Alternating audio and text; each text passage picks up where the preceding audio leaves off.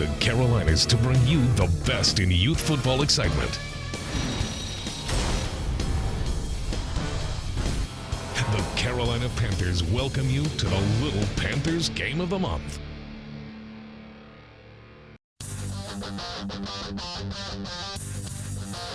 Tonight in Rock Hill, South Carolina, it's the Pop Warner Little Panthers 11U Division II Championship.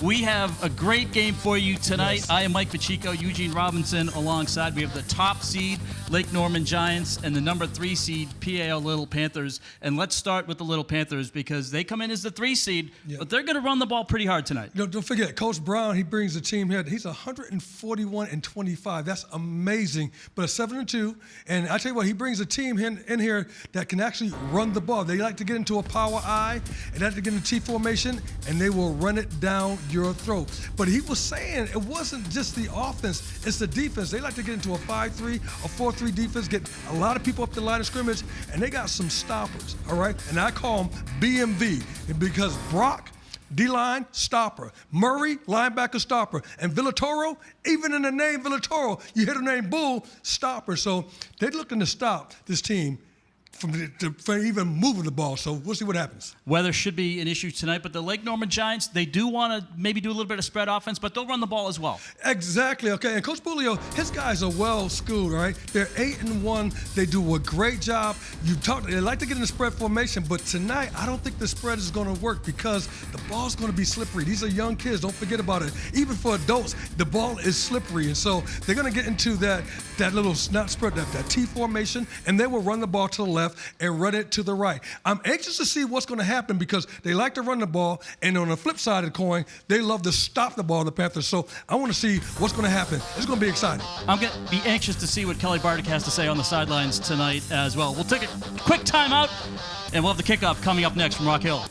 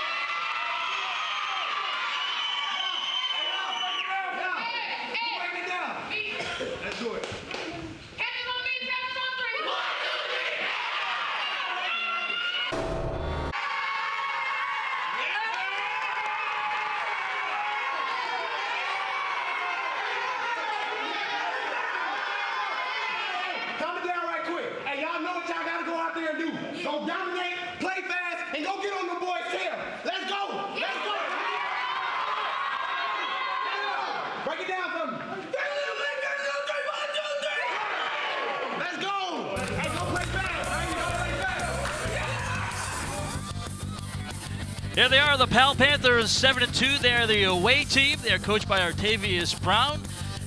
And I'm excited after that with Charles Smith-Wade and Bam Martin-Scott getting fired up. Getting you hyped up, my goodness. This reminds me of back in the day when I was playing, and every kid loves to go ahead and have a send-off like that, to have professional football players from the Carolina Panthers come in and encourage you. My goodness, it's going to be popping today. If you are not fired up about that, there's not much that's going to get you fired up. And this is a rematch that these two teams had earlier in the year, and it was a very tightly contested match, Eugene. It was, 18-12, and it turned on a turnover. And here come the Lake Norman Giants. They are the top seed. They're the home team in this game tonight, and they are 8-1. I tell you what, 8-1 versus 7-2. This team's are really evenly matched, and I really believe it's what it's going to come down to, Cheek. It's going to come down to what the weather, who makes the least amount of mistakes, and will this weather be able to affect the running backs, affect the quarterback, affect the center? And so this is going to be a really interesting game, and the team that is able to be careful with the ball most likely will probably win this game. This is a team in Lake Norman that they want to ball control. They really want to keep the Little Panthers off the field, and they really want to avoid those self-imposed mistakes. And they are fired up and ready to go. here in the championship game here at District 3 Stadium. We're excited you're with us. We'll also send it down a little bit to Kelly Bardick, who's a third member of our broadcast crew tonight. We're excited Kelly's with us here tonight as well. And now the emotions are going, Eugene, and it's going to take, I don't know, maybe a play or two to or 3 to 4 to make the players kind of get used to the circumstances, because they know a championship's on the line. They do know it's a championship on the line. These teams are familiar with each other, so they've already played each other, so they kind of got a sense of what's going on. And now the weather seems to be calming down just a little bit, and I think that's going to really go in the favor of both offenses. Both offenses like to run the ball, and they run the ball extremely well. So which team, which defense, which 8-man front is going to be able to stop the ball? This is going to come down also to the coaches being really tactical. Coach Booley and Coach Bulio and also Coach Brown. Which coach out-coaches the other coach and keeps things simple for the kids that they can go ahead and make plays? Coach Brown for the Panthers, 141 and 25. 15 championship games under his ledger. He has 7 league titles. I think that is absolutely outstanding. It comes with a lot of pedigree. I mean, the fact that you're in 15 championships, 15 championship appearances, that means you're doing so many things right. And to win 7 titles, you're doing so many things and having so much success. I tell you what, but here it is. It all comes down to the kids. It comes down to me against you. Both like to play smash mouth football. Ball football, back on back, big on big. Me beat you. I got that cat, you got that cat. I'm going to smash you in the mouth. It's going to come down to that type of game. So we're looking forward. Get your seatbelts ready. Make sure you got your popcorn. Make sure you got a nice drink in your hand. It might be coffee or hot chocolate tonight, but get ready because this game's going to be fire. I think I got the over-the-shoulder harness in here up in the press box for me. Man, it's going to be fire today. I'm telling you, these young people are excited. You can see them on the sideline still getting that nervous energy out by getting that jump around a little bit. I tell you what, this is going to be a really good game. All right, 50 degrees, our game time temperature, winds 12 miles per hour. It is at time heavy rain. It has kind of ebbed in and out, but it's a little bit heavier now. And I think, as we mentioned in the open, this is going to be a storyline in the game tonight. It will be, and shout out to the parents. Let me give the parents some love. I see a lot of they have the canopies out here to protect themselves from the rain. These parents are out here supporting their kids. That's outstanding. There's a lot of stuff that happens. You got cheer moms, you got the wives behind these coaches who do so much work behind the scenes. So shout out to the parents for loving your kids and putting your kids out here that we can enjoy some good football tonight. And the true all-stars in this game are the team moms. You know that's right. Get these players coordinated to practice every day. My mom was a team mom. Absolutely. Oh, my goodness. She drug me and my brother and my cousin back and forth in practice, whether we liked it or not. It's a great overhead shot. We get ready here for the coin flip. The coin is an actual Panthers NFL game-used coin. Oh, that's to make this experience as much as a pro experience and as much as what you see Smith Wade does, you see that Bam is doing, to make that as much as that as possible is going to go a long way. And this is something these kids will remember for years to come.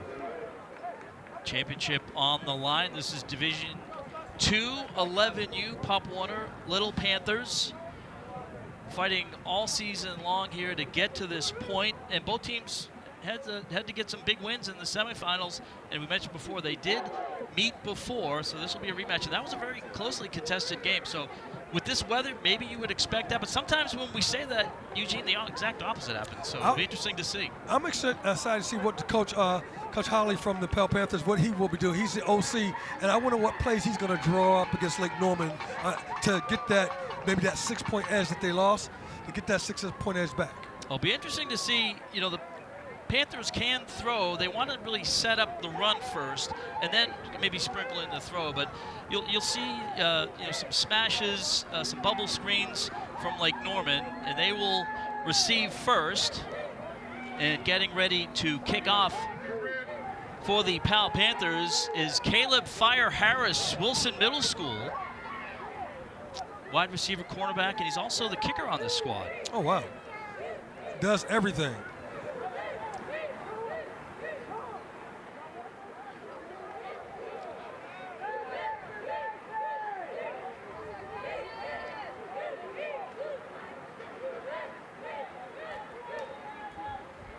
So getting ready for the kickoff here. The official getting the ball ready and set. And Caleb Harris checking his line, making sure everybody's where they need to be. Now just waiting on the whistle. There it is. And we are underway here in the playoffs. We have a flag to get things started. It'll be recovered by the Lake Norman Giants. And that was a great job by the return man to come up there and realize the ball was short and get down on the ground immediately and get that ball. All right, let's meet the Lake Norman Giants. Chet Atkins, running back, St. Mark. Kingston Leach, quarterback, Bradford Prep. Chase Parker, safety running back, Bailey Middle School. Zamari Reed, running back, Lake Norman Charter. Noah Rudd, linebacker, St. Mark. Hawkins Lundberg, tight end, Bonnie Cone. Makai Davis, wide receiver, outside linebacker, and I go to Governor's Village. Graham Screen, running back, Lake Norman Charter. Keo In, cornerback, Lake Norman Charter. Cameron Metz, running back, Bradford Prep. Jack Caldwell, quarterback, Charlotte Christian. Lucas Calante, wide receiver, Bailey Middle. Teron Williams II, D-tackle, Hornets Nest Elementary. Will Bolio, wide receiver, St. Mark. Dominic Rosa, cornerback, Bradford Prep. Lucas Guidetti, corner, Bailey Middle. Micah Voss, corner, St. Mark. Caleb Stevenson, center, Bailey Middle. Huck Harper, right guard, Lake Norman Charter. Luke Slusher, D-tackle, Bailey Middle.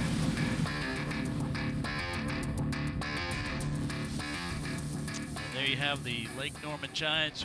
In looking at the bios that they prepared for us, what an interesting bunch of young men on both sides. Yes. A lot of great, goals. We have some engineers, some doctors, bunch of NFL players. One player wants to be a pro tennis player.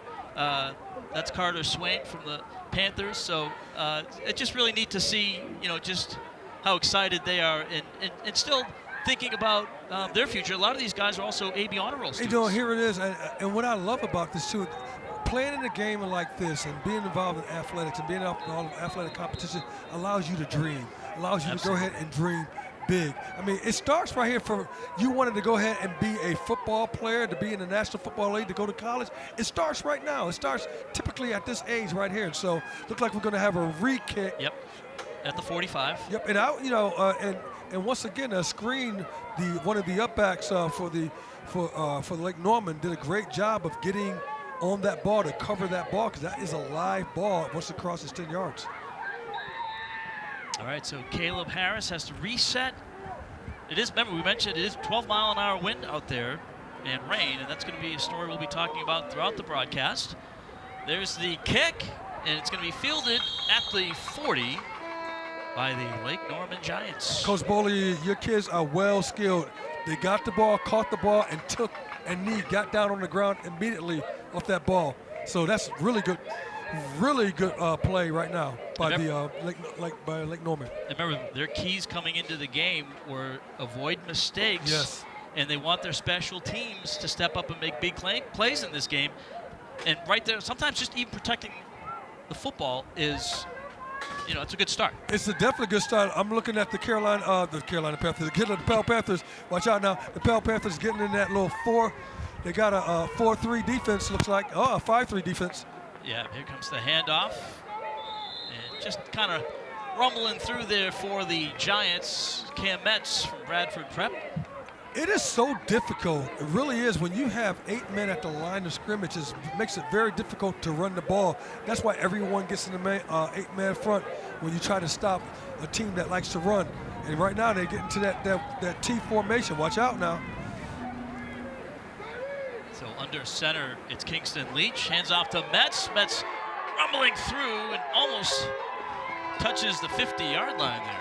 Well, I'm going to tell you what I like about it. You have the line of scrimmage going to the left-hand side, and then Metz had a nice little cutback, ran very, very strong on the backside, almost like that backside A-gap, and got up the field, and looked like he picked up a first down. Yeah, Metz 5'6", 160, Gene, and he did just He's 160? Yeah. Oh, my goodness. Watch out. I don't want to tackle him. Good size, no doubt about it. Although I wish I was 160. I'm a little north of that. A little movement, but no flag from the defense, no encroachment. Another big run up the middle here, this time for the Giants. Wow.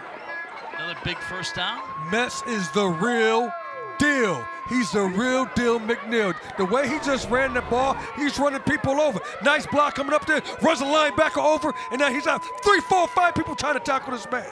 Oh my goodness.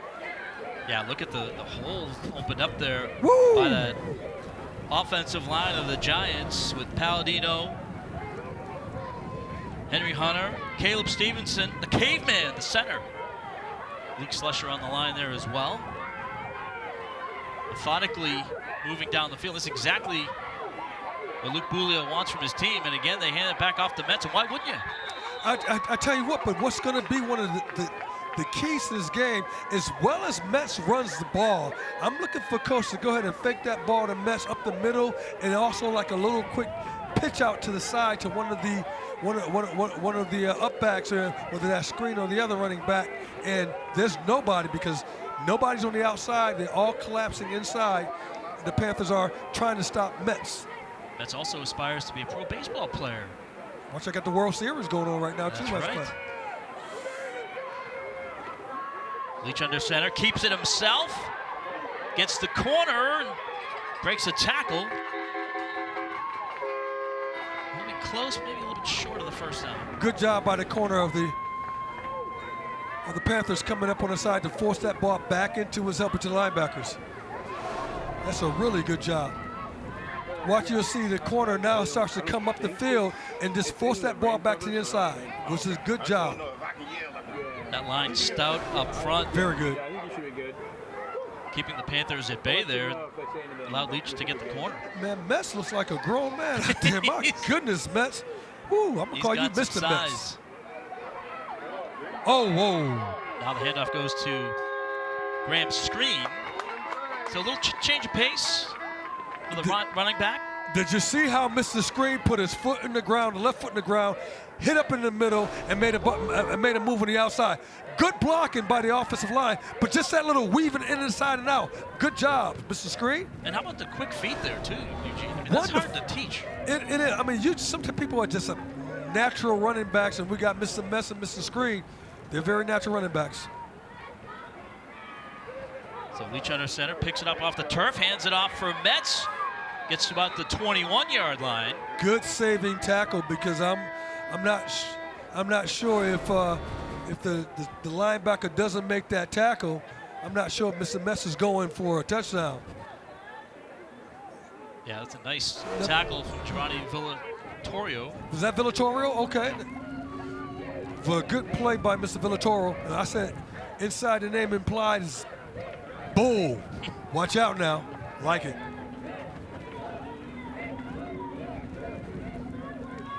I see some communication going on with Mr. Villatorio to the other linebacker. So second down at about 6, and some movement flags flying. Yeah, that's going to go against the Lake Norman. Some early movement. This will be false start on the Giants. So maybe the false start precipitated a little bit of movement there. Yeah. From the Panthers. So no, I thought that the Lake Norman Giants, I thought they kind of just moved a little bit too. Gotcha. So that'll move them back to about the 30, that'll make actually the 26. So you're looking at a 2nd and 12, and so I would expect Mr. Metz is going to get that ball.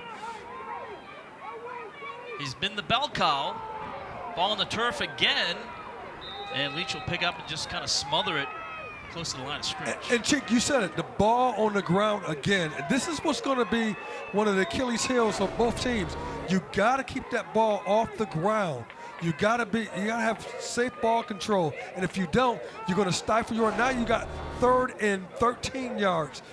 That's going to be very difficult to pick up 3rd and 13.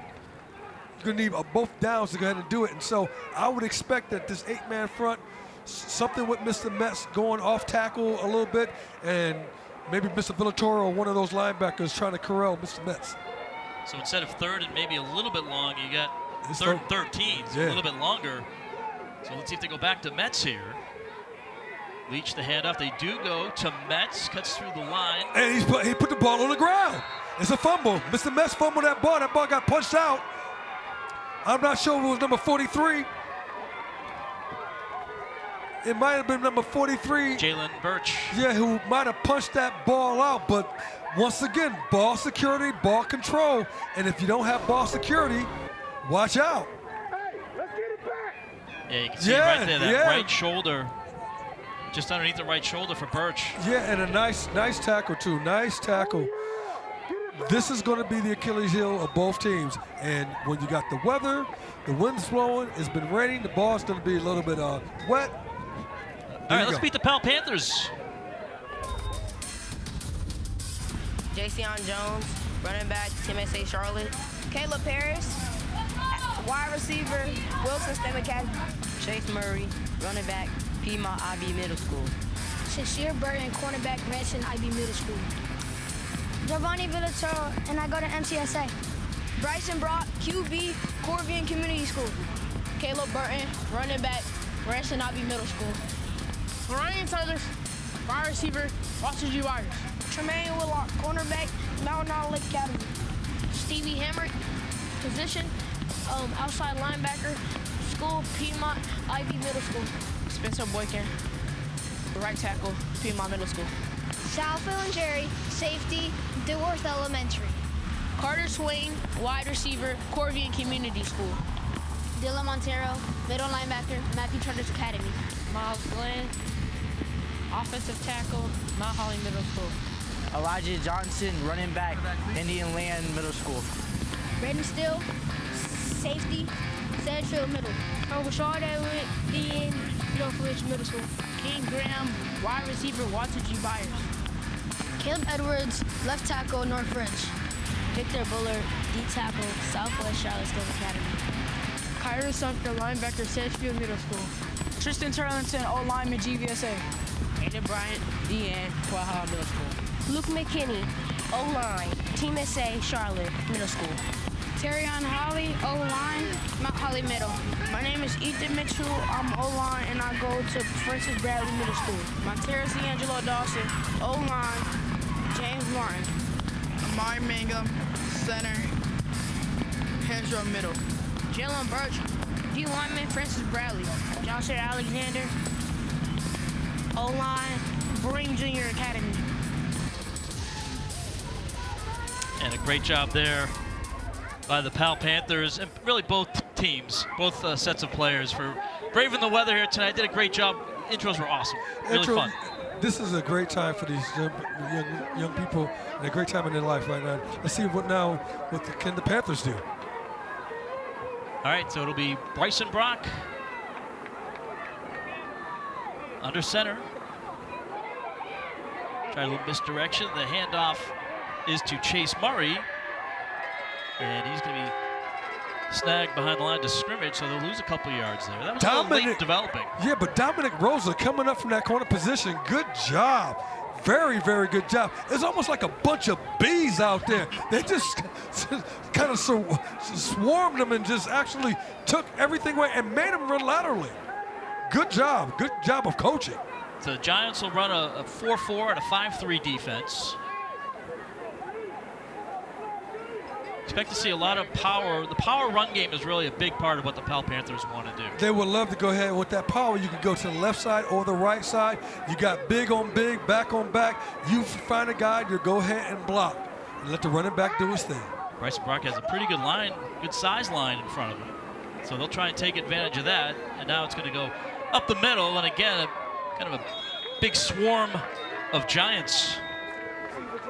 What I like about what I'm seeing with Lake Norman, with their fit control, they're doing a great job. You got 5-3 defense. You got a lot of people at the line of scrimmage, and they're taking away those gaps. So there's actually nowhere to go ahead and run. You're going to run into somebody initially at the line, and then you have to run that person over. Elijah Johnson there, getting some of that yardage back. So now 3rd and 7. And the ball will be at the 23-yard line of the Pal Panthers. 7-2 this year against the 8-1 Giants. Second time these two teams have faced off against each other this season.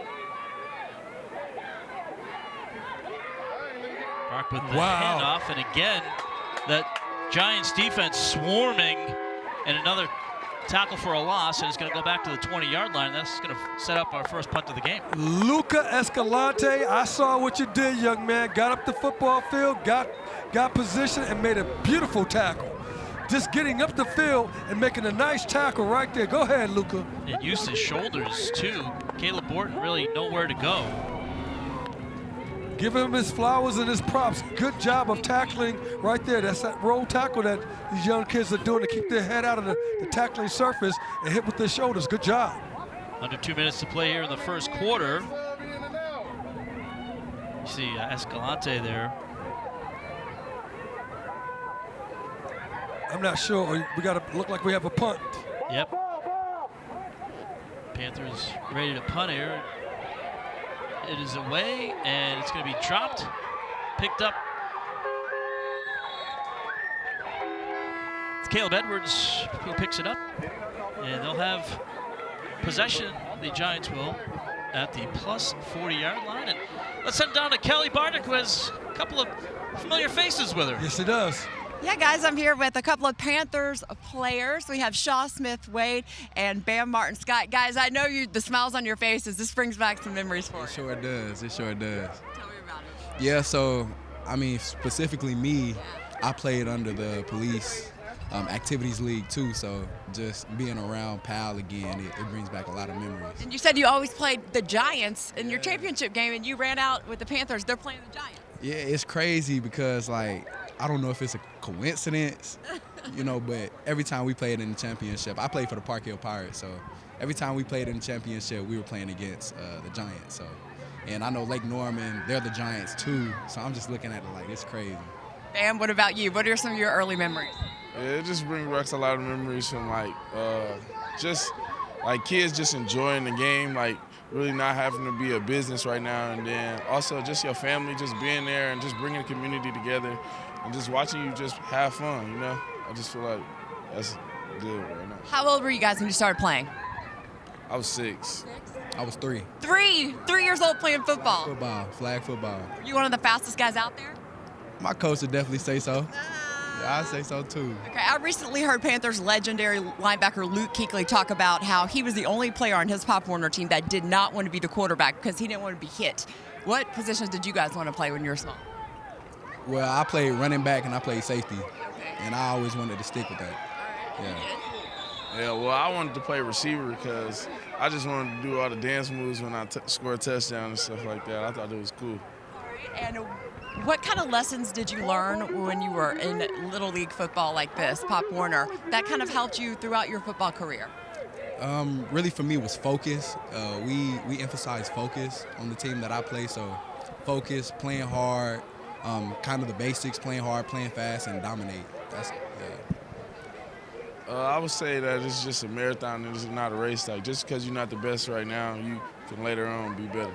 Thank you guys so much for the time, and I know these kids loved hearing from you pregame. That was awesome. Thank you, guys. Yeah, thank you. Guys, back to you up there.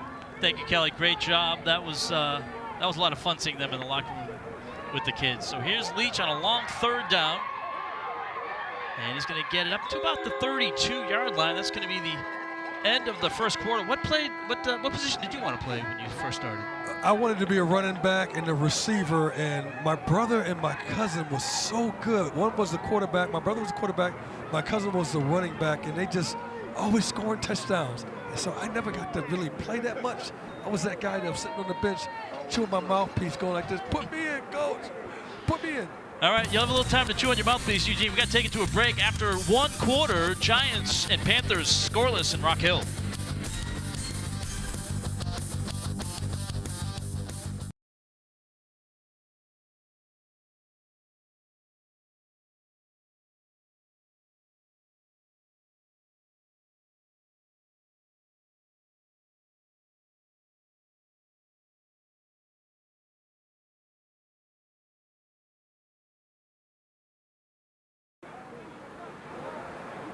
High above District 3 Stadium, downtown Rock Hill, and a really exciting, energetic first 10 minutes. Teams maybe playing through a little bit of their nerves. Yeah. The Giants, though, need to protect the football. We've seen the ball on the turf now 3 or 4 times. And it starts with that center and quarterback exchange, and that has been kind of precarious at best. Mr. Leach, the ball has been, he's a quarterback, the ball has been on the ground at least 3 or 4 times already, and we're not talking about also when Mr. Metz put the ball on the ground by a great tackle by young Mr. Birch on the other side of the ledger. So this game will come down to what team makes the least amount of mistakes. You got to be clean, play clean football, and sometimes the weather permitting, when it's out there and the ball's wet, sometimes it's not as easy to do. All right, so this is going to bring up about a 4th and 3 as we get the second quarter started here, scoreless from District 3 Stadium. Championship game, Pop Warner Little Panthers 11U Division II. And look for the a blitz. Like I would imagine, all those men at the line of scrimmage by the Panthers, that they're going to go ahead and blitz. And you can see like the linebacker getting right up in that A gap, getting ready to blitz. They are blitzing. Here they come. Here they come. Here they come. That's exactly what I would go ahead and do, because it's 4th down and short. Yep. You don't want to get Mr. Metz a running start or Mr. Leach a running start. It's going to be a penalty on the Giants. That's going to bring them back. So I would expect that Coach Brown is going to do the exact same thing, to go ahead and blitz. 8-man front, blitz that A gap. They got a man a defensive end / linebacker coming off the edge. They're going to go try to corral this Lake Norman team. And they lose 5 yards with that penalty. So penalties have been an issue early on here for the Giants, with Leach under center. Same play.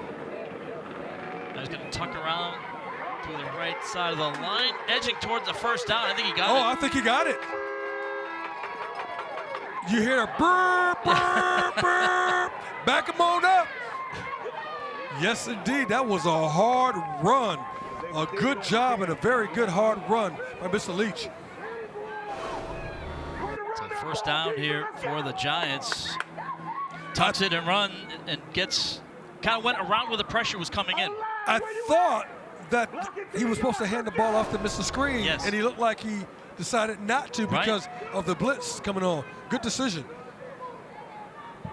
Kind of had the option there, and he stayed with it himself. Back under center.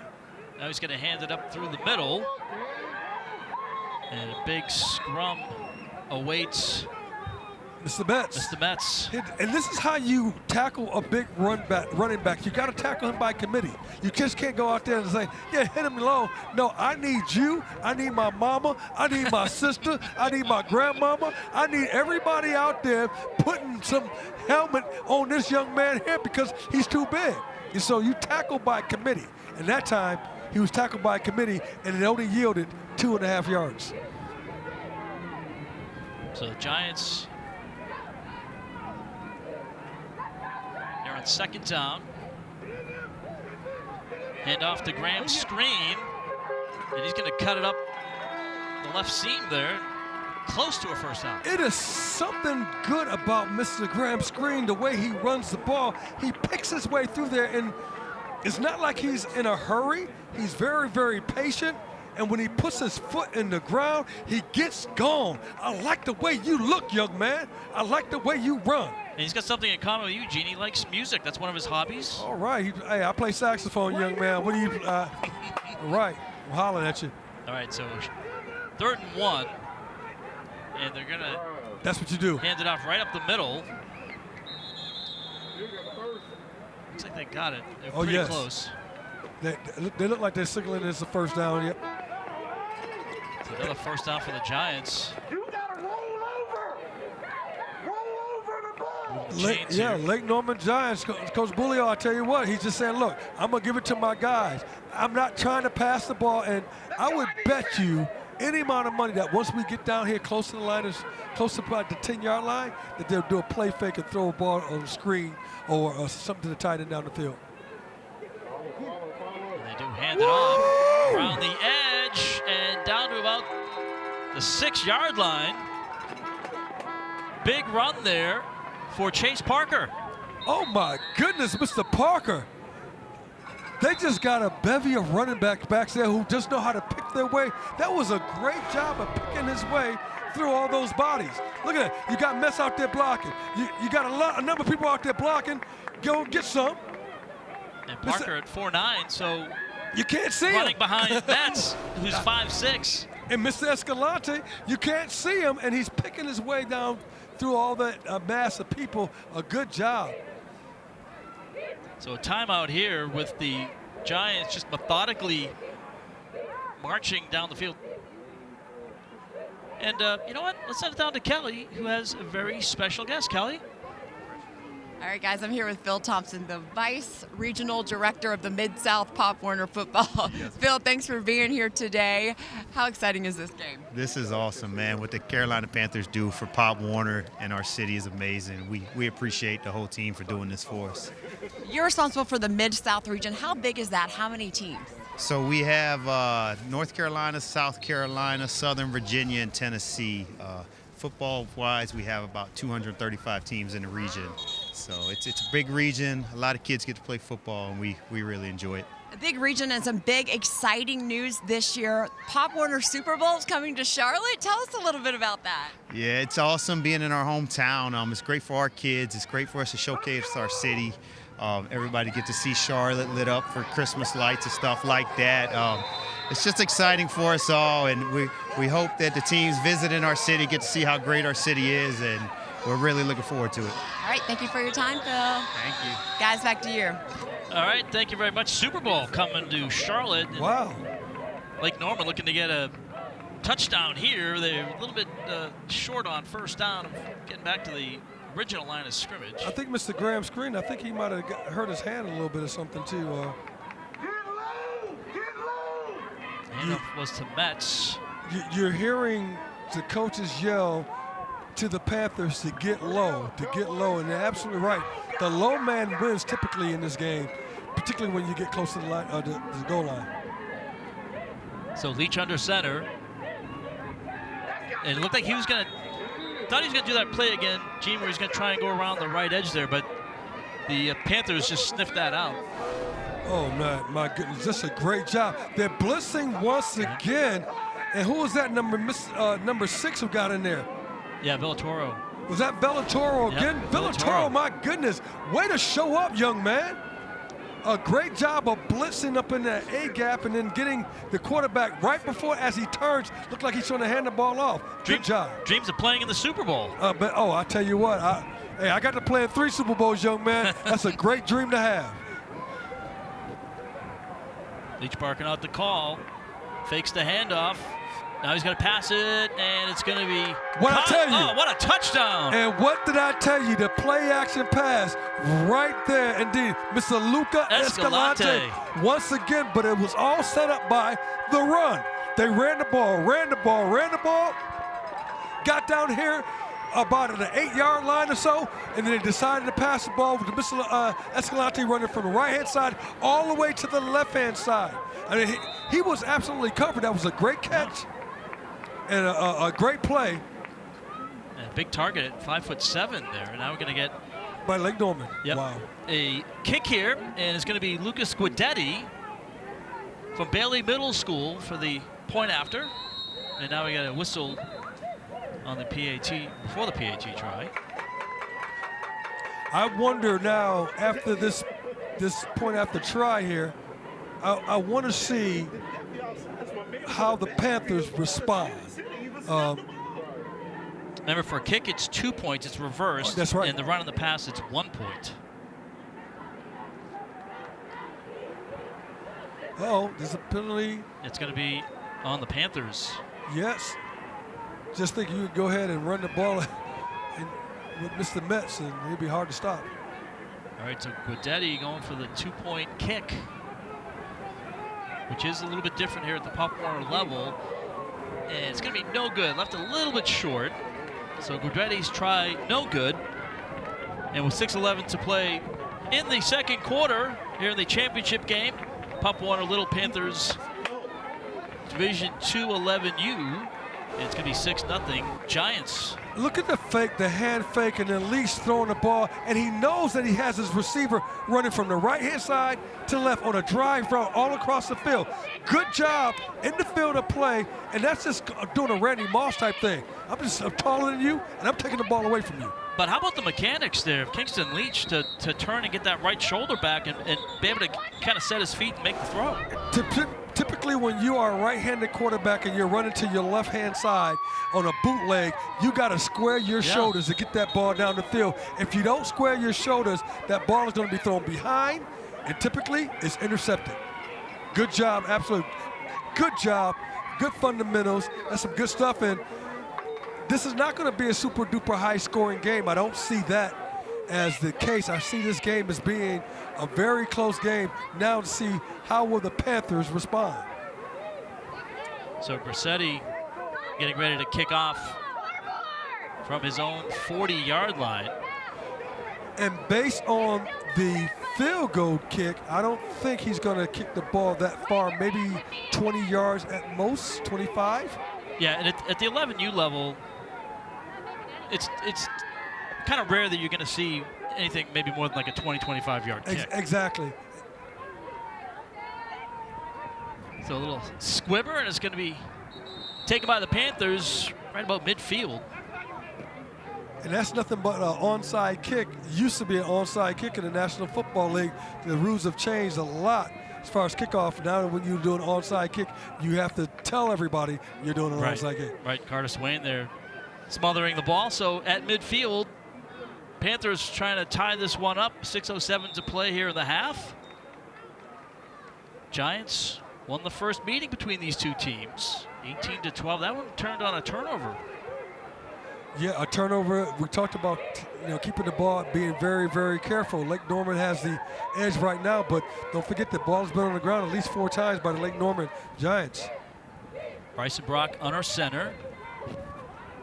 Hands it off. That's going to be Murray.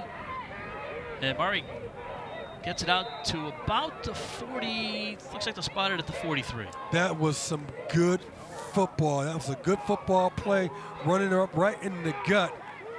Murray did, and Murray picked up a good 7-8 yards. I love his hobby. He likes to play outside. There you go. I ain't mad at you. Brock kind of tripped up there, hands it off, and now a host of Giants getting through. So Leach getting in there to get the stop. And typically your quarterback is typically maybe your safety / linebacker, one of your best players on the field. And we can see Mr. Escalante out there, Mr. Leach out there, Mr. Metz holding down the left defensive end spot. It's going to be hard to run the ball. 3rd and short, 3rd and 3 here for the Panthers. Handoff, and he's going to get just to about the 41-yard line. He's probably going to be about a yard, maybe a yard and a half shy. The quick handoff surprised the Lake Norman because it surprised me. I thought he was handing the ball off to the running back behind. He handed it off quickly to the up back, and he picked up almost close to a first down. So expect that same play where that ball's going to get handed off very, very quickly. TK Williams on the stop. That's going to bring up 4th and short, 4th and 1 for about the 41. Brock hands it off. Second effort, it's going to be smothered. Tackle for a loss. And nothing doing there for Jason Jones. You got Mr. Williams over there he making a big tackle. That was just really good defensive swarm. One thing I would say about what we're seeing with Lake Norman is that they do a great job of gang tackle. Yep. They do a great job of everybody's trying to get to the ball. Look at Mr. Escalante. Everybody's trying to get some. And then they're relentless. They don't stop. It's like a bunch of bees just like pow, pow, pow. There's a bunch of bees stinging people. I'm telling you what, this is what you want as far as good, solid team defense. You want everybody at the ball, and right now there's a party at the ball by the Lake Norman Giants. All right, so the Giants have the ball at their own 43. Hand off to the left side. It's going to get a couple. Mr. Screen. Yeah. Looked like there's a person hurt on the field. I can't tell, but it's one of the Lake Norman guys. So the teams will be kind of moved off back to their respective benches. So we'll have a little stoppage play here while we attend to the injured player. Fans of Little Panthers would like to thank the NFL Foundation, the Pop Warner Little Panthers, Rock Hill Schools, and Bay Hackle Communications for their assistance in bringing you today's Little Panthers TV Game of the Month. A great team of folks, and we thank you, every one of you, for partnering with the Panthers and all our partners here to really provide an opportunity for these youngsters to come down to Rock Hill and play in a really nice facility here in District 3 and a championship on the line, Eugene. A championship on the line, absolutely. This is a beautiful venue down here in beautiful Rock Hill. They're on the turf field, the fake grass. It looks absolutely like real grass. This is a lush place right here, and so outstanding for both these teams to go ahead and participate in a game like this. So Chase Parker, the injured player. Now we get the handoff and a good run. Uh-oh, here's come the flag. For Will Bulio. But, as Eugene said, a flag on the play. And it looks like it's going to be a holding call. Let's see what the call is from our referee. It is going to be a hold on the offense. So that'll push the Giants back. How about these overhead shots, Eugene? Look at that. Beautiful. Absolutely beautiful. So far, the Giants, a 6-0 lead. So they're making this now. It is 2nd and 15, maybe? Close to it. Yes. So backs him up. And, you know, penalties, the proverbial drive enders, drive extenders. You're right about that. Panthers tightly packed. Here comes the handoff. And a good little run to the outside. And a good pickup there for Will Bulio. And it might be, they might have a case too, because I would say, I think it was Mr. Escalante right there actually holding on the outside. And as he was holding and pushing him away, I'm like, I think that's going to get called back. Maybe not. It's only holding if they see it, I guess. That's right. That's right. So it brings up a 3rd and 3. Just a nose shy of the 49, maybe right at the 49. Leach is going to hand it off up the middle. Big scrum. A good stop. Mets pushes across. Mr. Burton, I saw you, Mr. Burton. Mr. Burton he's not yielding any yards. He's like, look, get out of my way. Move out the way. I'll handle this, big man, because I'm a big man myself. Woo! That's a good play by you, Mr. Burton. Well, up front, you have Birch at 205. Oh, I called him Birch. Well, now your 200. name is Mr. Burton, Mr. Jalen Birch. Jalen Birch, that was some beautiful play, and you need to be recognized. Great hands and great getting people off the way. Look at that. Look at him. Look at that. Move Mets. Bring him down. I mean, good play. It looks like he's about to go ahead and blitz right now. So Leach gets the handoff again, and nothing doing there. Okay, that's Villabor. Is that? Yeah, that's Villatoro. Villatoro. But guess what, Mr. Birch? I got to give you credit too on that play. That was a great job of blitzing, taking people out, and that freed up Mr. Villatoro to go ahead and make a single tackle. Look at that. He takes 3 people out the way, and then that's a nice easy tackle. It's playing like The Waterboy, his favorite movie. Watch. There you go. And then he's showing the guns there. Bobby Boucher. Go ahead, Bobby Boucher. Mr. Villatoro, that was a very good play. Mr. Birch, Jalen Birch, great job of setting it up because you took 2 people with you that freed your guy up to make a tackle. And how about Jalen Birch's favorite movie, Remember the Titans? Oh, I love classic. that movie. That's one of my favorite movies. Classic football movie.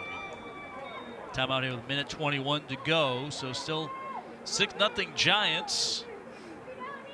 Sunshine.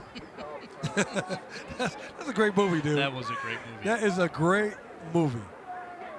Denzel Washington with just an amazing performance. But the football on that was fun to watch, too. So when I was playing for the Atlanta Falcons Yeah. back in Atlanta, and we came from a game, and me and Ray Buchanan, when our corners went out, we ran into Denzel Washington up in the VIP section where he was actually just kind of chilling, and he was taping the movie Remember the Titans.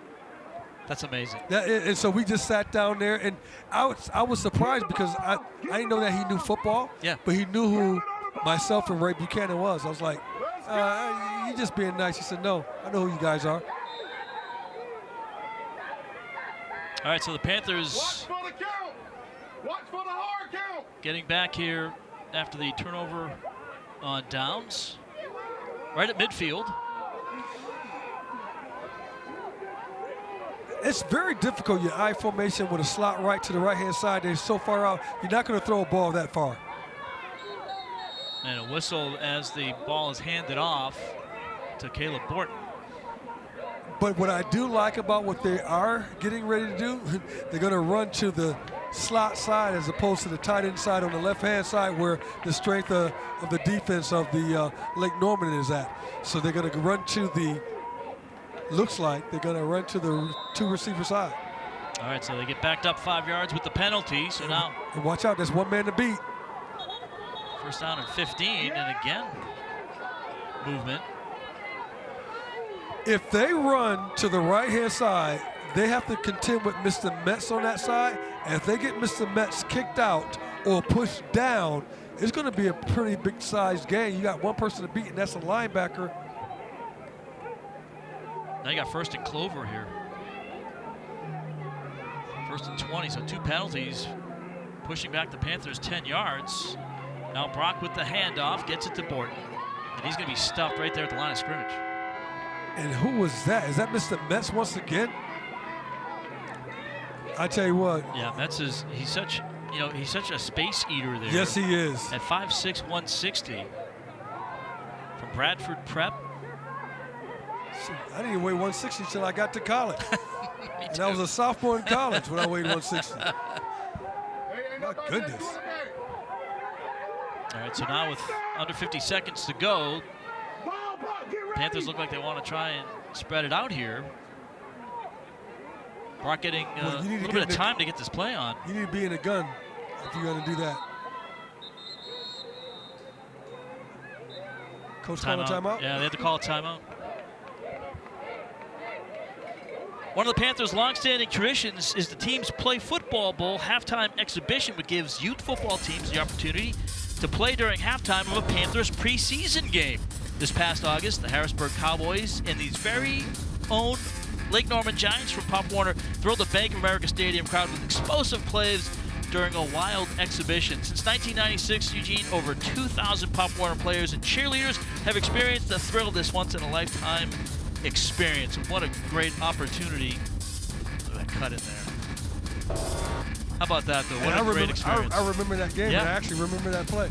Oh, my goodness. What a great job. And I tell you what, to have those guys play down in the bowl at Bank of America Stadium, that's outstanding. That's a lot of kids' There's nothing like it. I grew up in Massachusetts, and hockey's big there. And for kids of this age to play, where the Bruins play, to play where the pros play is just amazing. It really is. Now we're coming out with a 4 wide receiver set.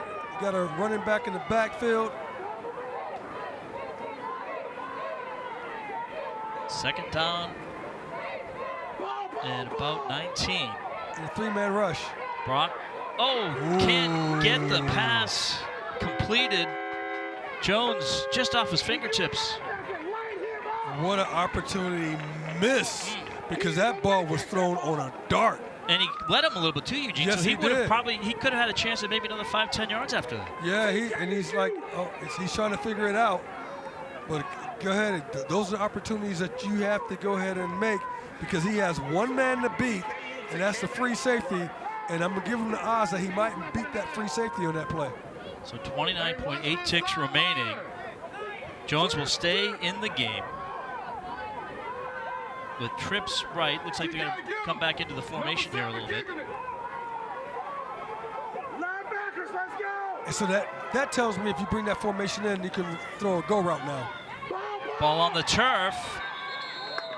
And the Panthers able to smother it up. That was a heads-up play by Elijah Johnson. Yes. Just so, was that 4th down, or was this is for 4th down?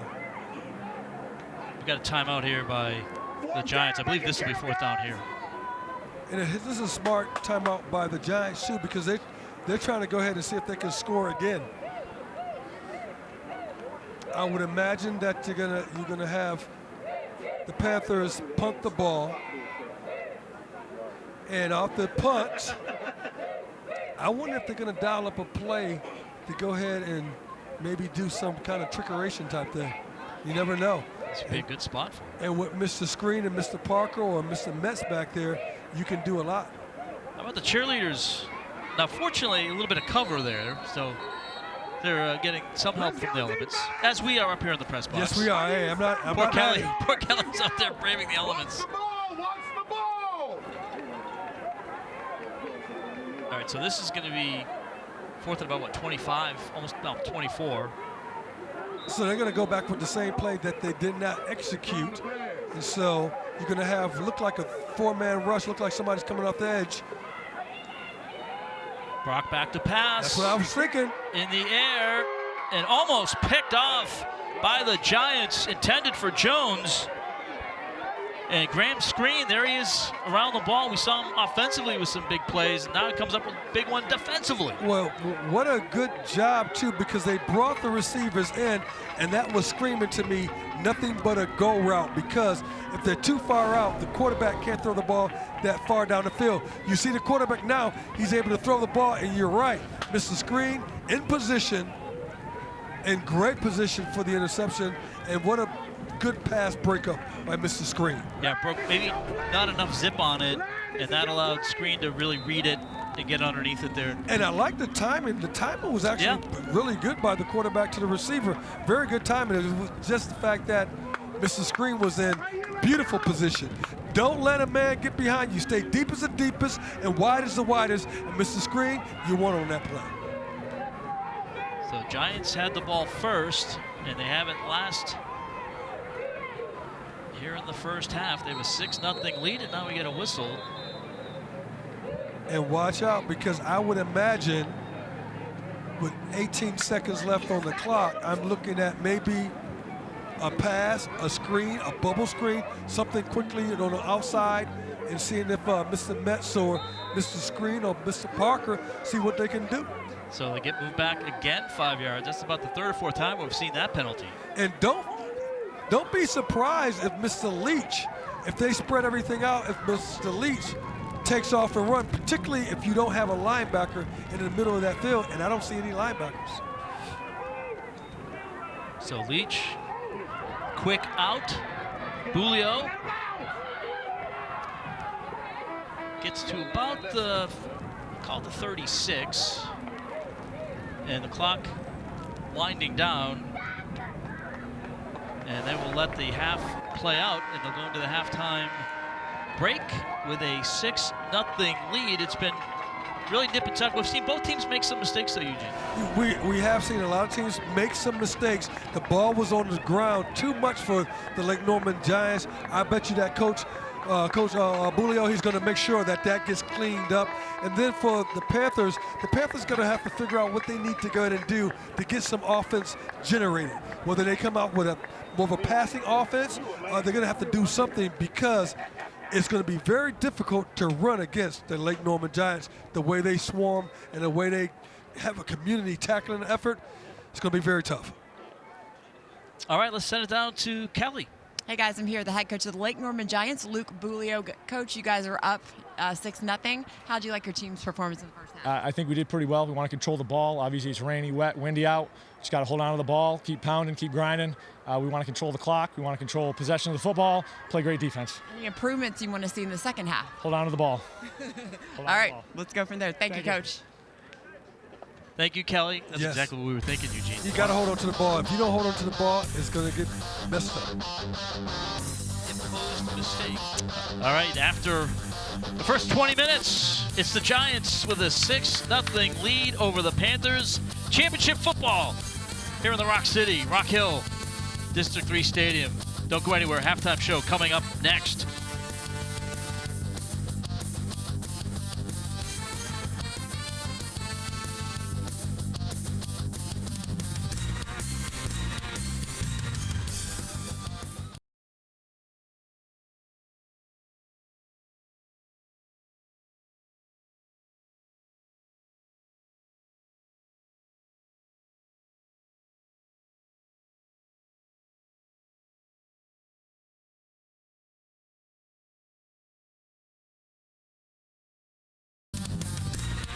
Giants 6-0 over the Panthers here in the Pop Warner Little Panthers 11U Division II championship game. Carolina Panthers do something unique in the NFL, and I think it's great, Eugene. Their annual Pop Warner joint practice during training camp each year.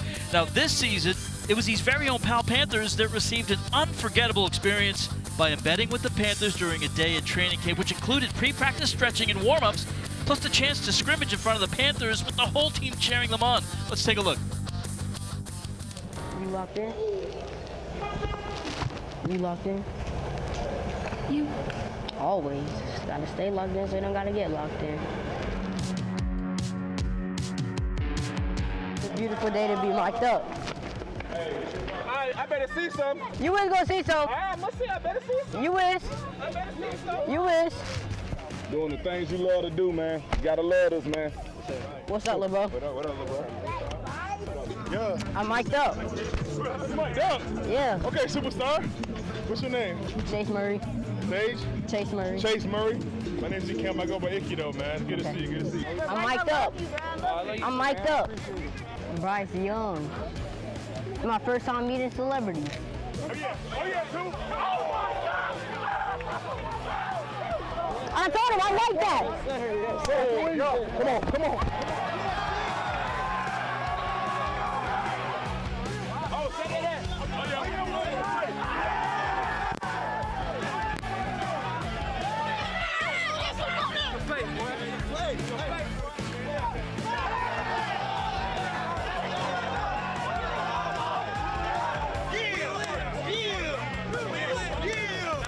Thank y'all. I want to say thank y'all for Coach Canales. Thank y'all for being supportive to us. Y'all getting better. We getting better. We just want to say I appreciate y'all, man. All Panthers on one. 1, 2, 3, Panthers!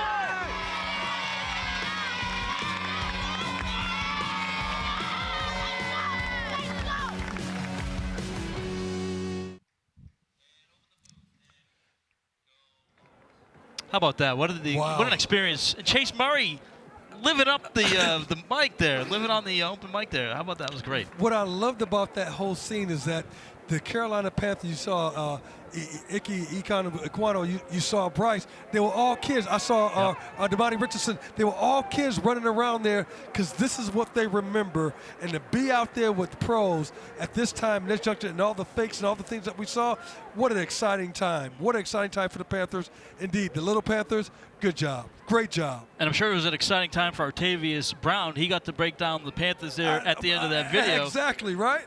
And he is now with Kelly Bardick. Kelly? Yeah, guys, I'm here with the head coach of the Pal Panthers, Artavius Brown. Coach, what was your message to your team? Continue to fight hard, continue to play physical. We in the game. It's just a couple of plays that we have to make and put more effort in. So just continue to fight hard. You're only down 6-0. What adjustments do you want to see in the second half? Sometimes it's not really adjustments. It's just putting more effort into the plays. So all that tied into my message. Right now is just they're giving more effort than what we're doing right now, and they're a little bit more attention to detail than what we are as well. Effort you can fix pretty easy. Yes. What does your team need to do to come back to win this one? Come out here first half, come out here in the second half, play hard, get this onside kick, go down, drive, and just get the momentum on our side. Understand that we can play this game and we can play this game well. We've had a great season and continue to go on. All right. So, thank you, Coach. Thank you. Good luck in the second half. Thank you. All right. Guys, back to you. All right, Kelly, great job. Thank you very much. And I like what he had to say. Sometimes it's not about tinkering with things. Sometimes it's just we got to maybe raise the level of effort and energy. You're absolutely right. And so I like it. This is going to be a close game.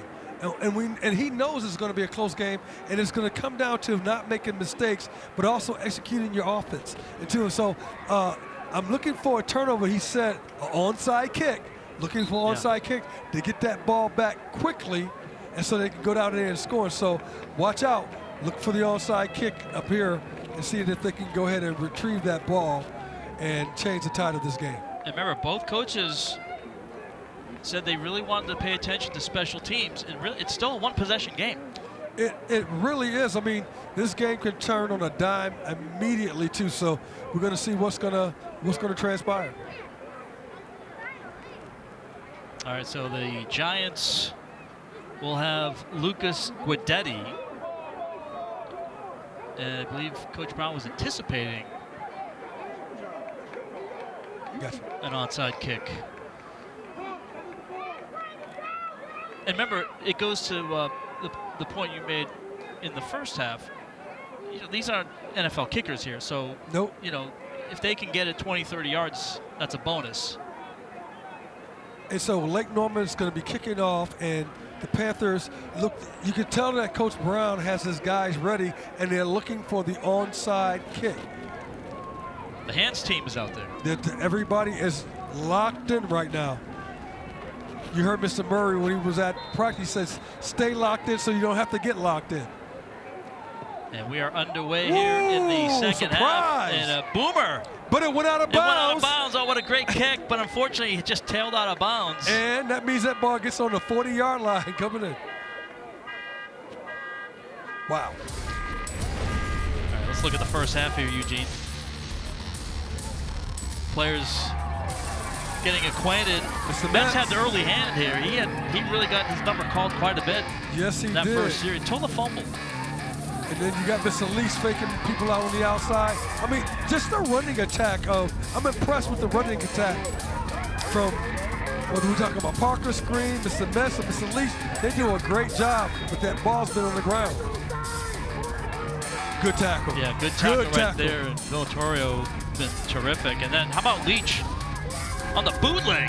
Yeah, Escalante coming from the right-hand side all the way to the other to make a touchdown. Good job. All right, so Panthers ball at the 35. And again, pressure up the middle here from the Giants.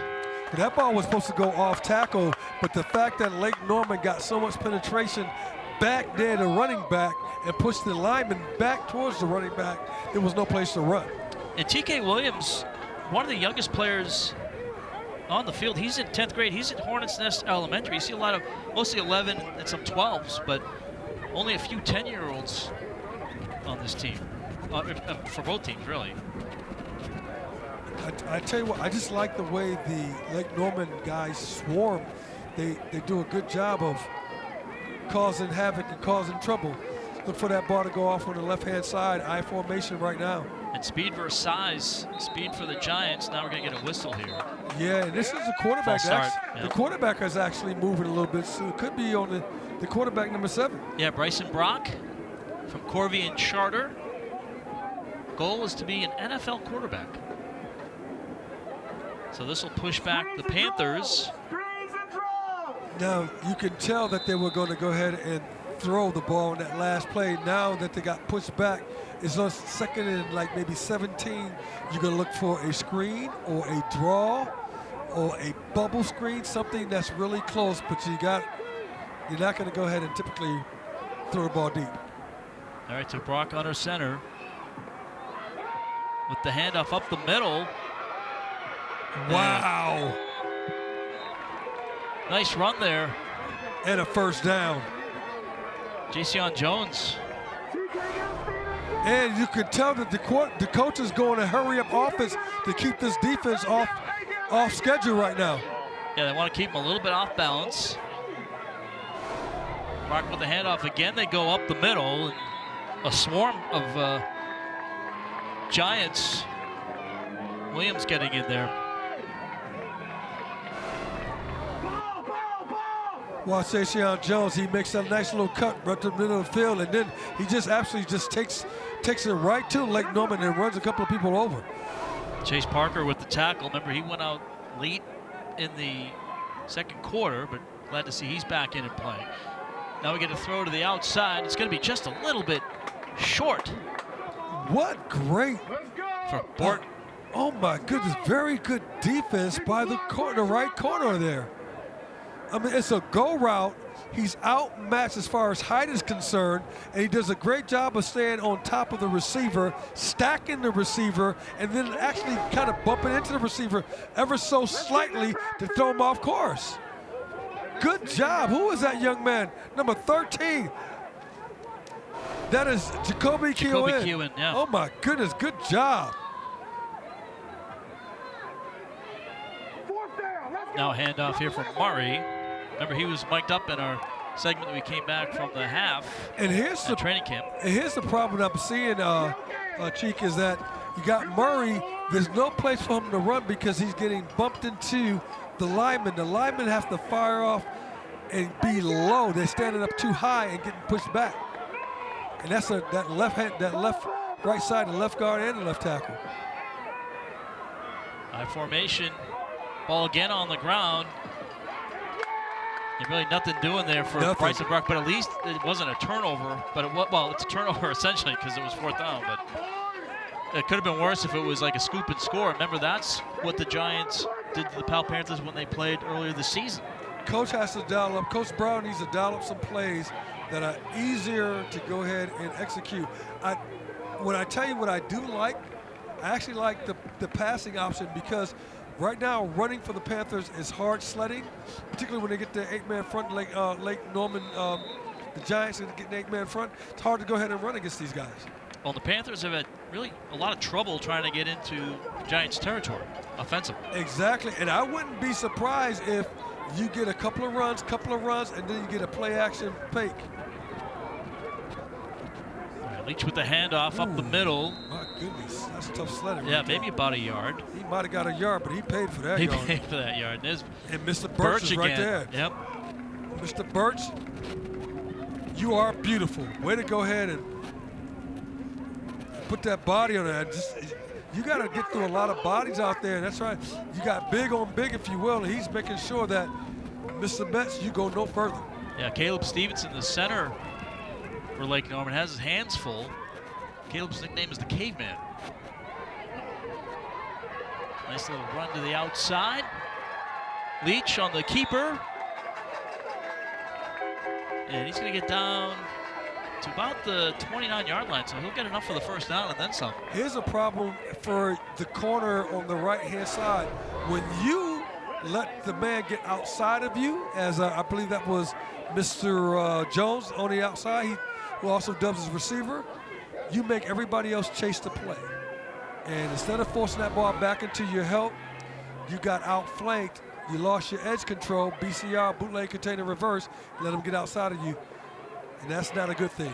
Now they get it back to Metz, who rumbles up to about the 23-yard line. Yeah, he rumbled up there, but he was carrying Jasari Alexander on his back, and Jasari Alexander started to put him down. Good job, Mr. Alexander, good job. 5'7", 200 pounds. They're really stout up the middle with Birch, who's 205, and Alexander right around 200 pounds. Yeah, like it's tough sledding up that middle, but we saw that middle being breached a little bit earlier by Mr. Metz in the first period of the first quarter of the game.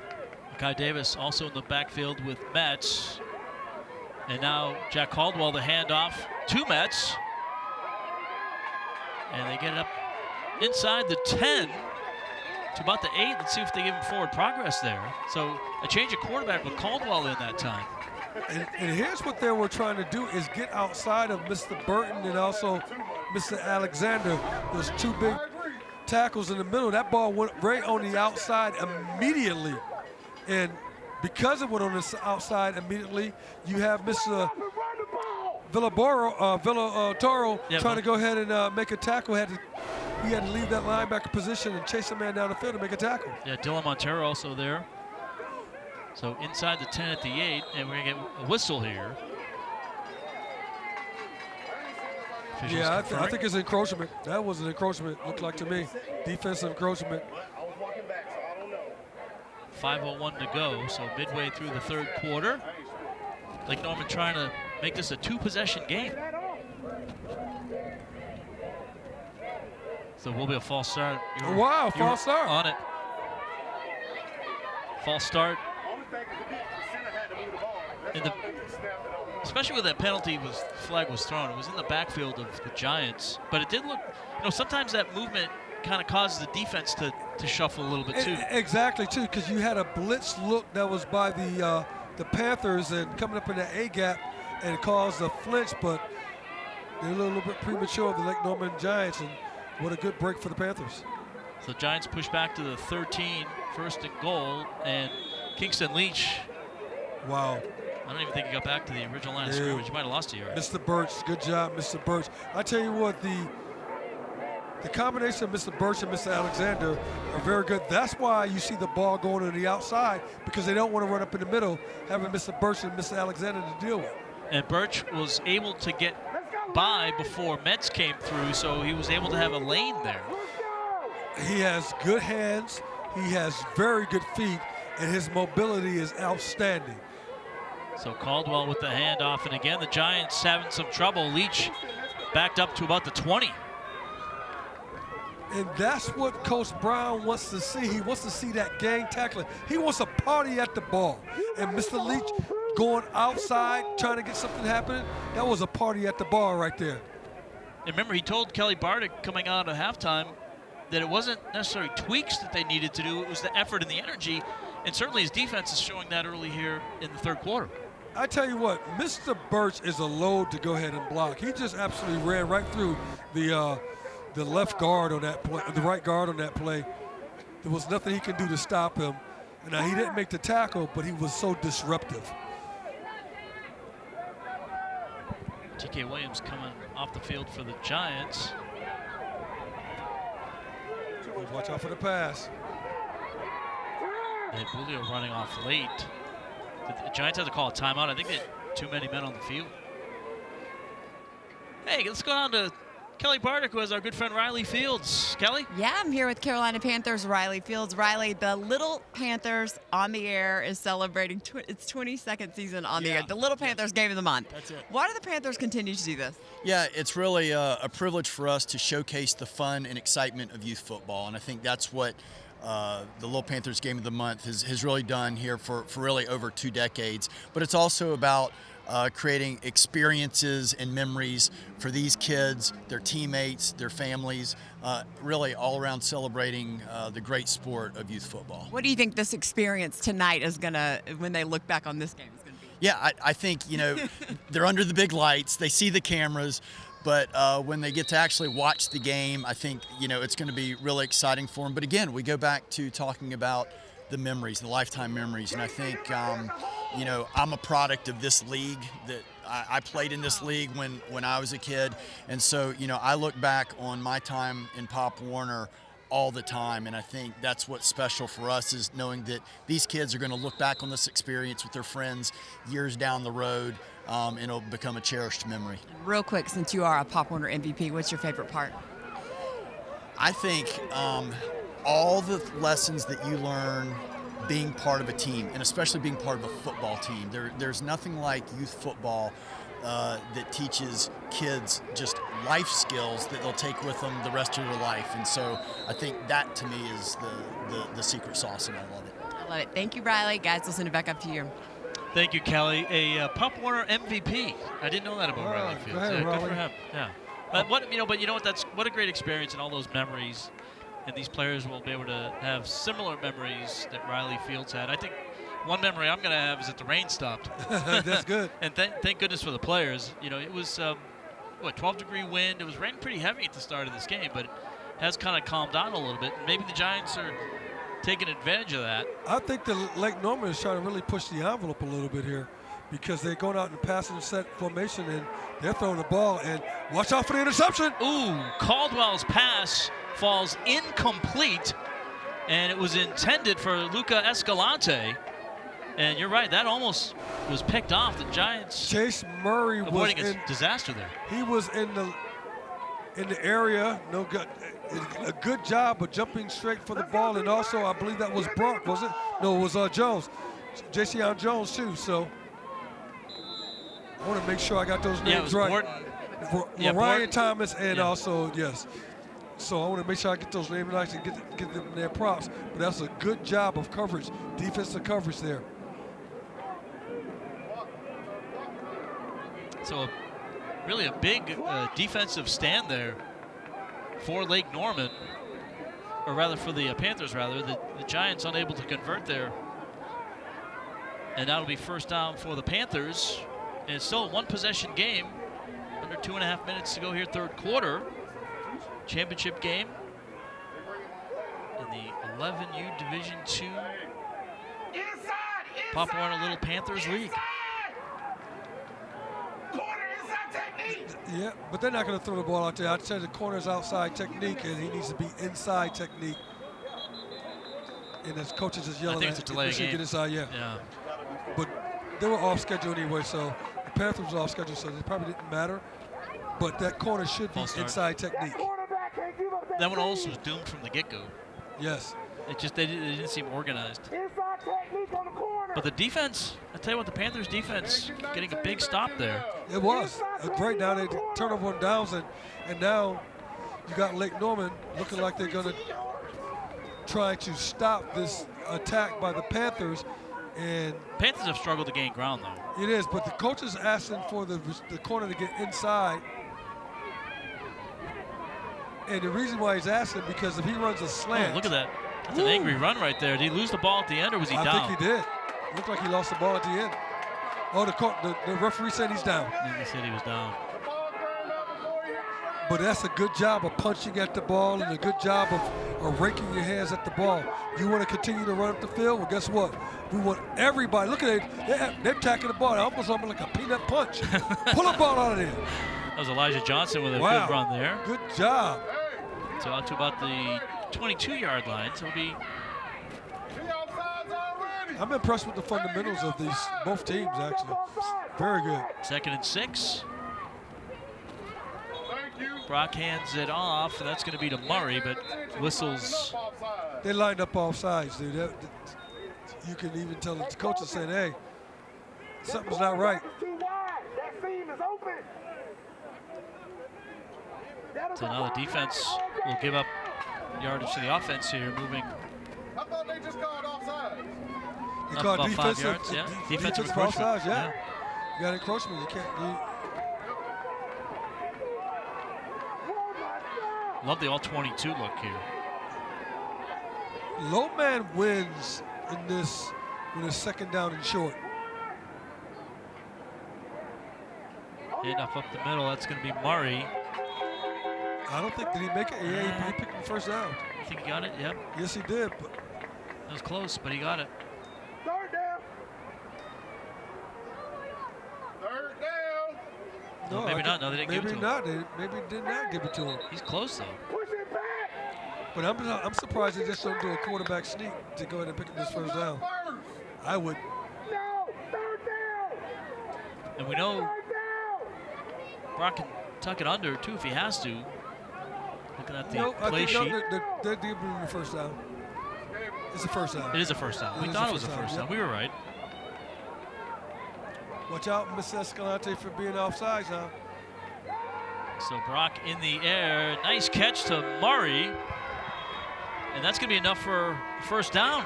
So a good 10-yard pass play right there. A very good job and a very good delivery. 3-step drop and through that seam immediately on the seam go. Good job. The ball is inside. I mean, he's covered extremely well, too. I mean, that's good coverage by the defense. Remember the coach talking about being inside? That's what he means by being inside. That time the defensive back got caught on the outside. And now being inside, if he's inside, he made me get a knockdown. With that overhead shot, that was a good, clean route that Murray ran, too. Looks like it's going to be end of a quarter, though. Yeah, they're going to wind this. I think they're going to let this go.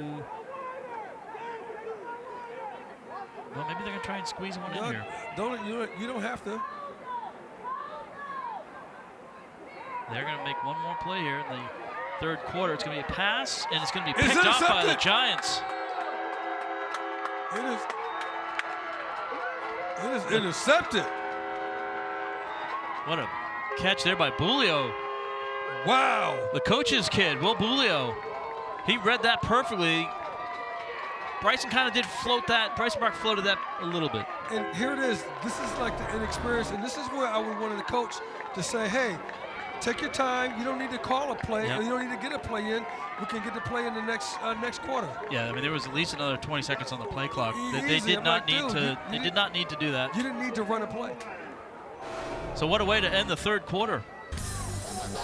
We played 3. Lake Norman 6-0 over the Panthers here in Rock Hill. Championship game from District 3.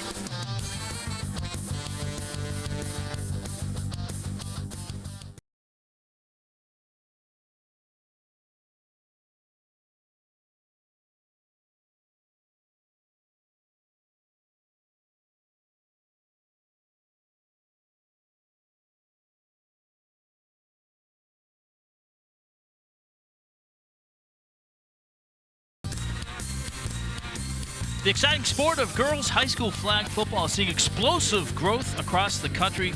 Carolina Panthers are helping to lead the charge in our region by providing grant funding, uniforms, equipment kits, and supporting pilot programs in school districts across the region. Approximately 140 schools are now competing in North Carolina, and the sport is being considered for potential sanctioning as a varsity sport by the NCHSAA. It will provide new opportunities and access for girls through flag football. And you know, Eugene, the Panthers have hosted CMS Girls Championships at Bank of America Stadium for the past 4 years. So it is a big growth sport for the young ladies, and it's a great way for them to participate in the sport that we all love. Absolutely, too. I mean, I can remember even like the flag football in high school for the cheerleaders during prom or whatnot. That was a huge thing. It was such a big thing. And so there you go. I mean, I think that's absolutely remarkable and needed. And it's just not only a great opportunity, but you know, it's a lot of the lessons that you learn, even in flag football, just the teamwork and all the different things. I mean, it's not the contact, but there's still a lot of similarities. Football is the ultimate team sport. You can't play football and win, solely by yourself. You can be Deion Sanders, but Deion Sanders still needs 10 other people. All right, so we'll start the fourth quarter, and it's going to be Giants ball at midfield after the interception by Will Bulio.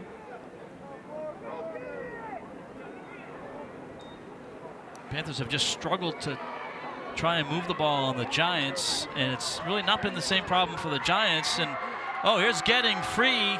Metz at the 10, the 5, touchdown. Metz just came out of the pile and just kept running.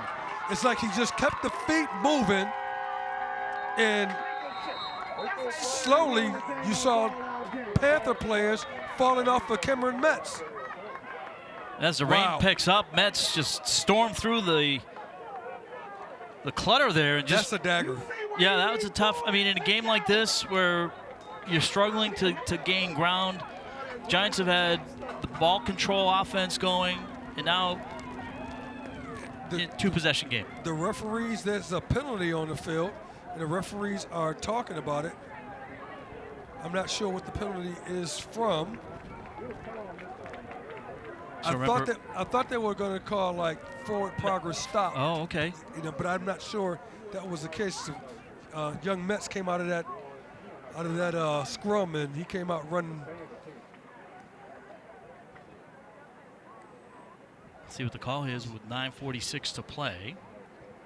This is the advantage of if you're Coach Brown, waiting to the fourth period to go ahead, settle your team, and go ahead and run a play then and not have the interception and then a bevy of errors where you now have a touchdown. And they have the big run. Huge run. So talking to the both coaches have been talked to, so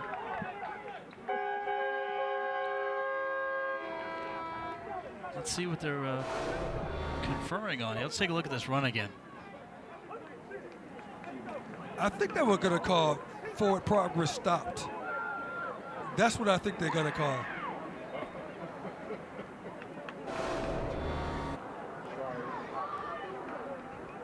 Unsportsmanlike conduct after the play on the Panthers. Let's go! Oh, was that the dance? Somebody was dancing, maybe? I think it was a celebration on the Giants. I think I said Panthers, but I meant to say the Giants. So it is going to be a touchdown for Metz.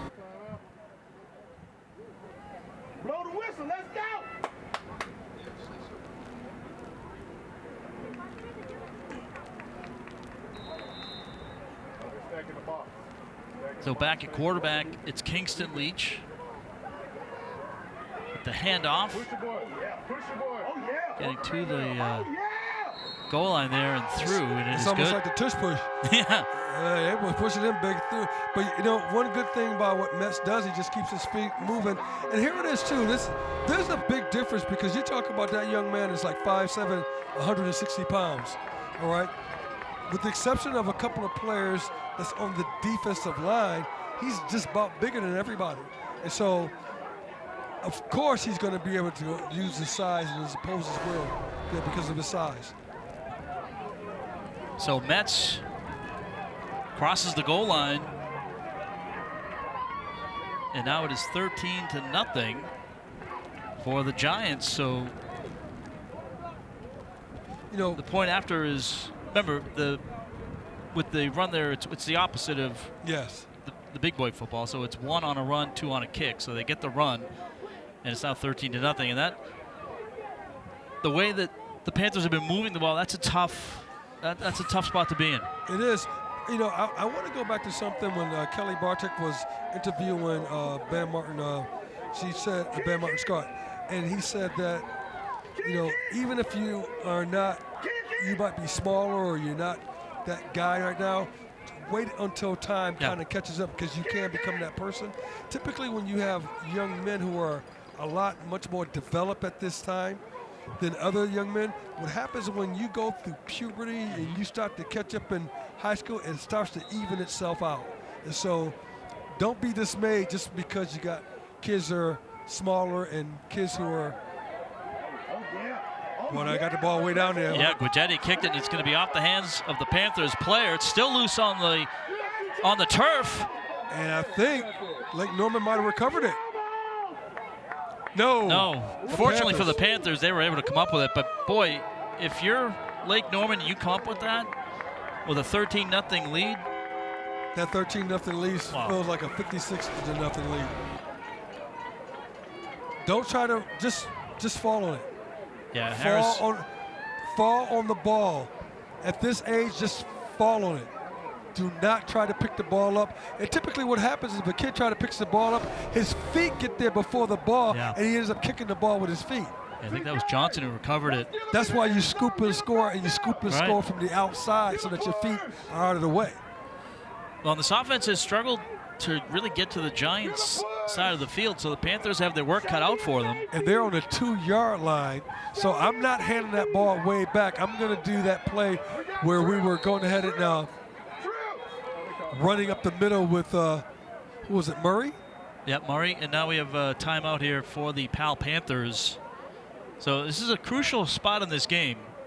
And I can tell you what, if there is a turnover on downs at this, the only thing that you're going to see Lake Norman do is just keep the ball on the ground. It won't be in the air, and they're going to run out the clock. You wonder how much the rain has picked up a little bit. You wonder how much maybe that affected. I mean, obviously, the ball was on the ground to begin with, so it's tough for the players to pick it up, and then maybe a little bit of moisture on there. That might have made it a little more of a conundrum. It is, absolutely. So you can see the rain in the television. You can see you can see it on their helmets, it's on their helmets and moving, so that will affect you.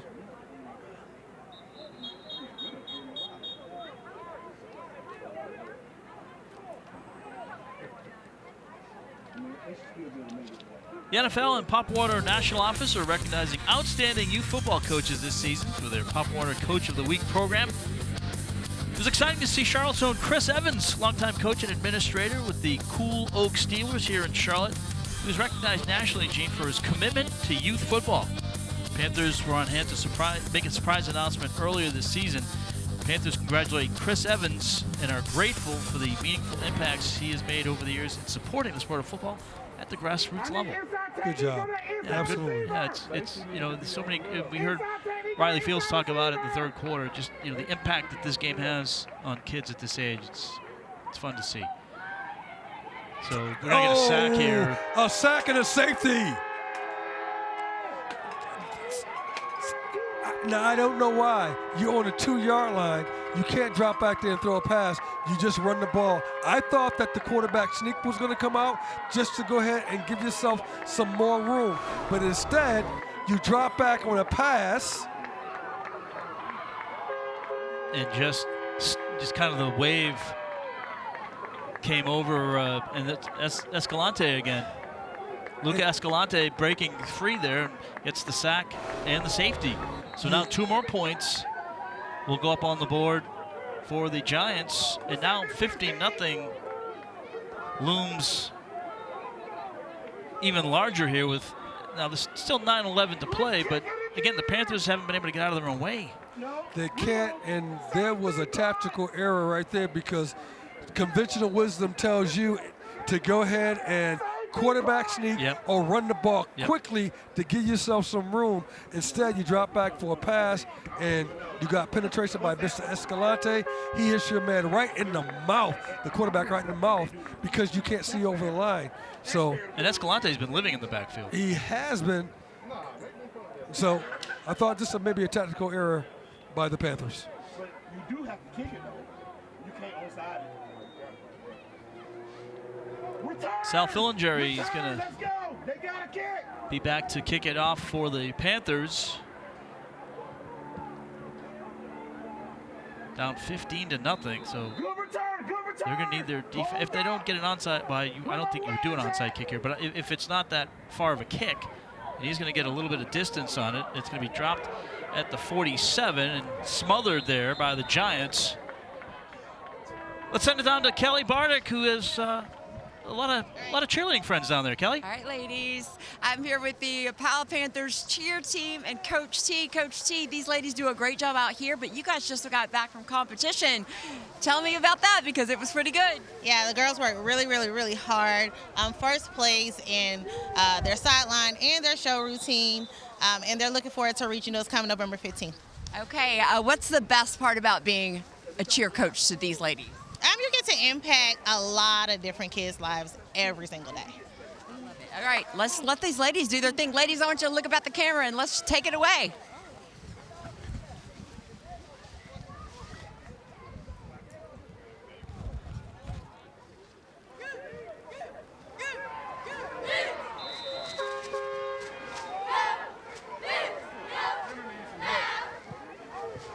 What are my tackles doing?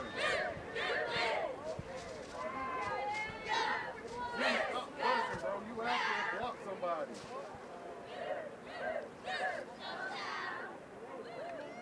All right, good job, ladies. How about that?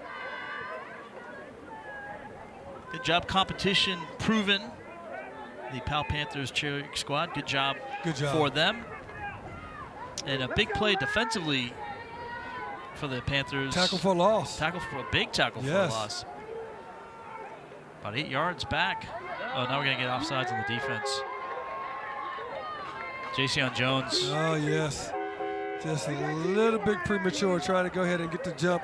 He's blitzing from the outside, and he's letting everybody know he's blitzing, and it's going to give them back some unwanted yards. So instead of being in 2nd and 20, now it's 2nd and 13, 2nd and 15 almost. And I know you're trying to make something happen there, but you still have to kind of be sound fundamentally. Yes. Watch out being in the neutral zone. Looks like they might be in the neutral zone to me again, once again, the Panthers. Nice little one by screen. He's going to get to the outside. And a big saving tackle there for Elijah Johnson. And now across midfield, here come the Giants with a two-score lead. Mr. Chase Parker, that was a beautiful run. Way to go ahead and just pick your way through it. Now he got run down from behind, but the way he got to the outside and how smoothly he got to the outside, that was absolutely beautiful. He wants to be an electrical engineer. How about That's that? Great. That's great. From Bailey Middle School. What a nice run. I like the way Parker runs. I love the way Screen runs. You got Leach back there at the quarterback position, and then you got Mr. Metz. Yeah. What? Well, and Metz is such a dual threat because not only can he just bust a tackle, but then he can be a nice lead fullback and open up room for guys like Screen and Leach. That's right. And then don't forget you got Mr. Escalante sneaking out from that tight end spot. I wouldn't be surprised if He goes down on that tight end spot once again. Ooh, way to go. Way to go and hit them in the backfield. Who was that? Number 20, was it? That's a good play. Let's take a look here. Yeah, it was Johnson in on the coverage there, knocking things back for a screen. Elijah, beautiful play. I mean, he met Mr. Metz right in the backfield, face up, all by himself. I can tackle him all by myself, and he can.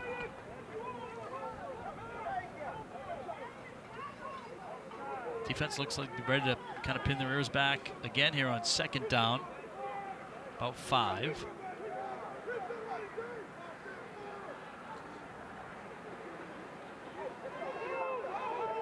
Leach breaking free. Woo. Gets up to about the 27. Wow, I think that was Mr. Jones on that play who came out of nowhere. Because if he doesn't come back to make that tackle, it's off to the races and Mr. Leach is about to score a touchdown. And Mr. Leach was smart because they look like they have like you got 3 men, you got 5 at the line of scrimmage, it looks like, so it's hard to go to run. The ball has to go on the outside. Right. It started on the outside, and then Mr. Leach decided to cut it back, and he was absolutely right to do that. Well, it was like a J. He circled Yes. back, turned the corner, and he just went straight through the line. Yes, he did. And Mr. Jones was fortunate to go ahead and come from his position at that corner to make a game-saving tackle. Not game-saving, but a touchdown-saving tackle. So 3rd and 5. And here they go again to the outside. Trying to push another kind of attempted late tush push there. And Leach should have enough for the 1st down. And it's definitely a 1st down. And you can tell, I'm looking at the Panthers, and I'm seeing a lot of hands on their hips. Look at that, hands on their hips means that that offense is running down that defense, and they're doing it methodically. They haven't passed the ball. They're running the ball, which I said they would do, and they're wearing down that defense. Well, we don't have the exact numbers, but just from the eyeball test, the Giants have definitely had more time of possession. Oh, easily. So if we're looking at, roughly 40 minutes in the game, I would bet you that they have at least 25 to 28 minutes. Leach from the 28. Watch hands out. it off to the outside. Done. There goes Metz again. Done. Breaks a tackle, cuts through the end zone. Touchdown, Giants. That's a tough thing to do, to make a tackle, open field tackle on someone who's looks like he's 5'10", 160, 70 pounds. 28-yard touchdown run for Metz. And the poor free safety was coming up to make that tackle. He had no chance. And he just had to tackle him low. And the fact that he's just mismatched right now, for now he is. Don't know what's going to happen when he gets a little bit older. But there you go. Yeah, breaks that tackle, and he's home free. What a weapon in Mr. Metz. 2 touchdowns. Try the run on the outside, and nothing doing there. Elijah Johnson sniffed that out. Grissetti trying to cut the corner there, but 21-0 the score here for the Giants over the Panthers. Championship game here in the Pop Warner Little Panthers 11U Division II Championship. And Lake Norman starting to taste it a little bit before 12 to play. Right now, and Coach Brown is going to be relegated to throwing the ball. He's going to have to throw the ball, so look for him to come out and doubles formation, slot to each side, and actually to go ahead and make it not so wide, but to get in a nasty position closer to the line of scrimmage where the quarterback doesn't have to throw the ball so deep down the field. I remember coming in, the Giants wanted their ball control to keep the Panthers off the field, which they were able to do a good job of. For the most part, they avoided self-imposed mistakes. There were a couple, but they were able to kind of hold up for them, and they've been able to create turnovers. Well, we heard Coach Bulio talked about, he said that we want to make sure that we don't turn the ball over and keep the ball off the ground. They've been doing a great job this second half of keeping the ball off the ground. Guidetti onside kick, and it's going to be smothered short by Jones. So the Panthers will have it on the plus side of the field. They'll start at the Giants 49, which is one of the deepest starts we've seen for the Pal Panthers. I'm not surprised why the Lake Norman Giants kicked the ball down the field. Right. I mean, the coverage team did a great job last time. They are and Guzzetti has a pretty good leg. We saw that on that previous kick. So I'm surprised that they would do an onside kick. Now, the counter to that, though, is the Bill Belichick. If you get that, you could theoretically try and burn that 4 minutes off the clock and go home with a win. Well, absolutely. So I totally get that, indeed. So maybe that is the thinking. And once again, you got 4-man. You got a 4-4. They come out in an easy 4-4. They know that you have to throw the ball. The linebackers will adjust, and they're going to make you throw the ball. And change of quarterback here, G2. Harris, Caleb Fire Harris behind center, and Panthers put it on the ground. The Giants say they have it, and so do the officials. So another turnover for the Pal Panthers. And it's because the center and quarterback exchange, and you have a new quarterback in the game. And that is one of the problems that you typically have. New quarterback comes in the game, new count, all the stuff, hands not ready. You know, there's too many things that can go wrong, and it does. And the fact that he's pulling out of there and not staying in there to go ahead and receive that ball. The ball's on the ground. Lake Norman Giants, they recover, and now they will eat out the clock. Good job by that front of the Giants defense there, pouncing on that ball on the turf. It looks like we'll see Jack Caldwell come back in at quarterback.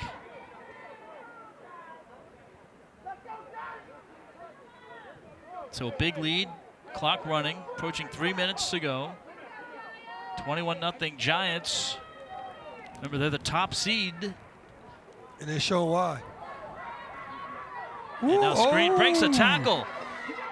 Gets back to the line of scrimmage where he's brought down. He went a long way laterally, but at least he didn't take a loss there. A good job. Who was that? Number 3 on that tackle. And number 3 would be, that is Sincere Borton. Yeah. Mr. Borton, very good job. You saved a touchdown, I believe. Or close to it. Close to it.